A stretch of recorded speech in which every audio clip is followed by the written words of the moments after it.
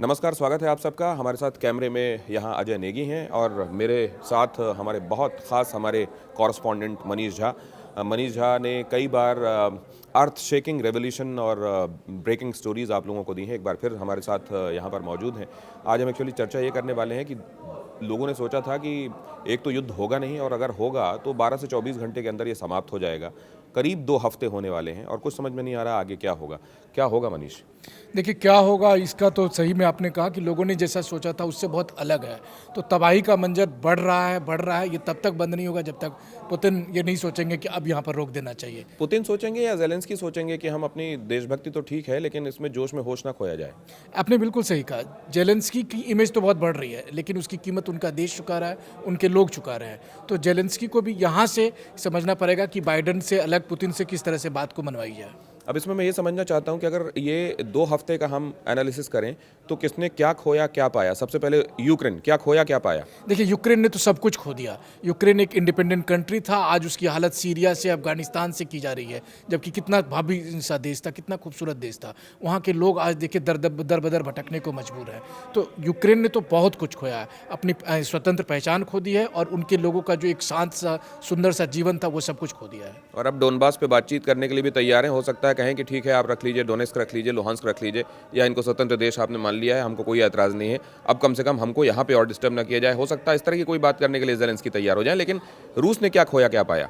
देखिए रूस ने खोया क्या पाया क्या, रूस ने फिलहाल ये पा लिया है कि इमीडिएट उनका जो सिक्योरिटी कंसर्न था वहाँ आसपास में, उसको उन्होंने एक मैसेज दे दिया है आसपास के तमाम देशों को कि ज़्यादा अमेरिका प्रेम मत दिखाओ वरना तुम्हारी हालत भी यूक्रेन की होगी।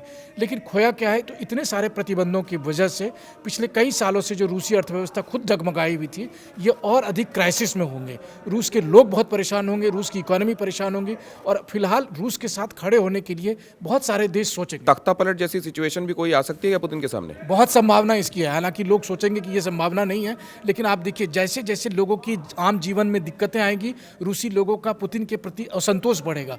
तो अगर कोई भी हवा उसको देने के लिए हो जाएगी तो वैसी स्थिति में पुतिन के साथ तख्ता पलट या कोई भी संभावना बन सकती है, इससे इनकार नहीं कर सकते आप। वर्ल्ड ओवर लोगों ने क्या खोया क्या पाया, क्या सबक हासिल हो रहे हैं? देखिए वर्ल्ड ओवर तो सबने यही सीखा कि कोई भी बड़ा देश आप पर आक्रमण कर सकता है, इसलिए ज़्यादा भरोसे में मत रहें, आप अपनी मुकाबला खुद करें। और सबसे बड़ी बात है कि आप अमेरिका हो, रूस हो या कोई भी बड़े संगठन हो, इनके भरोसे में तो हरगिज मत रहें और आप पर कभी भी हमला हो सकता है। अब ये जो करीब 14-17 लाख रिफ्यूजी, आंकड़े अलग अलग आ रहे हैं लेकिन यूएन कह रहा है कि ये निश्चित रूप से 15 लाख से ऊपर रिफ्यूजी हैं, ये जो निकले हैं, इससे असर क्या पड़ेगा वर्ल्ड डायनेमिक्स पर?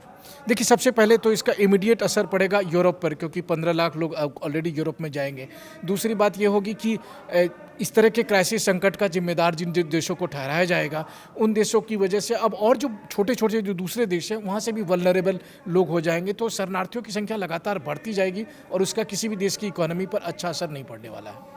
ये जो वैश्विक संस्थाएं हैं, यूनाइटेड नेशंस है, WHO है, अभी रेड क्रॉस बड़े मुश्किल से हमको कहीं समझ में आता है कि वहाँ काम कर रहा है नहीं कर रहा है क्या है।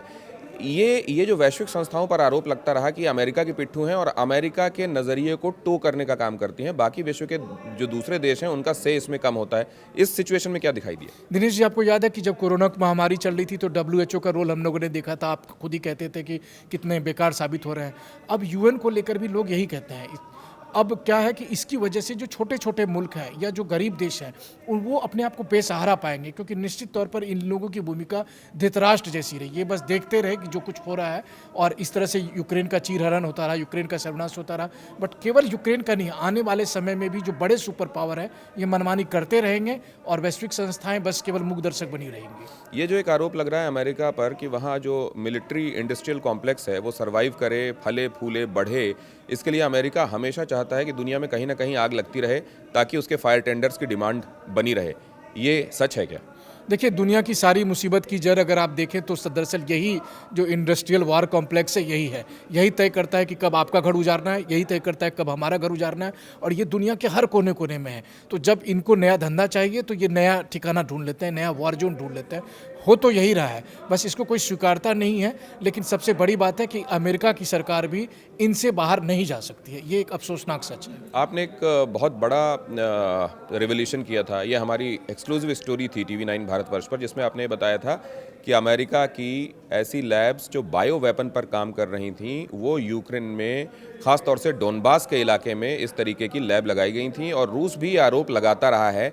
क्या ये बातें सब्सटेंशिएट हो रही हैं? देखिए, अब तो सबसे अच्छी बात है कि टीवी 9 पर जो बातें हमने कही थी, उसके 48 घंटे के बाद खुद रूस के रक्षा मंत्रालय, और इतना ही नहीं बल्कि प्रेसिडेंट पुतिन ने भी अपने प्रेस कॉन्फ्रेंस में उन्हीं बातों को दोहराया।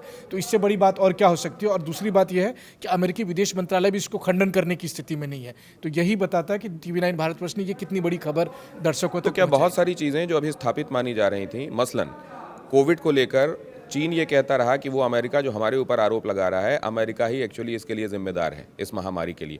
क्या बहुत सारी चीज़ों का रिव्यू होगा इस रूस यूक्रेन वॉर के बाद? क्या बहुत सारी चीज़ें जो वर्ल्ड में एक स्थापना हो गई थी, एक स्थापित सत्य मान लिया गया था कि चीन ही कोरोना के लिए जिम्मेदार है, उस तरीके की बहुत सारी चीज़ों का हो सकता है रिव्यू भी होगा क्या? क्यों नहीं आप ये सोचते हैं कि चीन जो दुनिया का दुश्मन नंबर 1 था, उसकी जगह पर अब रूस दुनिया का दुश्मन नंबर 1 बन लिया गया है।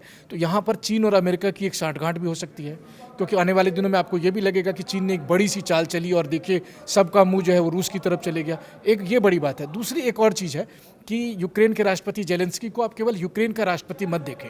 यूक्रेन के राष्ट्रपति दरअसल अभी फिलहाल धरती पर सबसे बड़े जो चर्चित यहूदी हैं, और यहूदियों का जो ब्रदरहुड है दिनेश जी, वो आप समझते हैं कि वो कितना ज़्यादा है।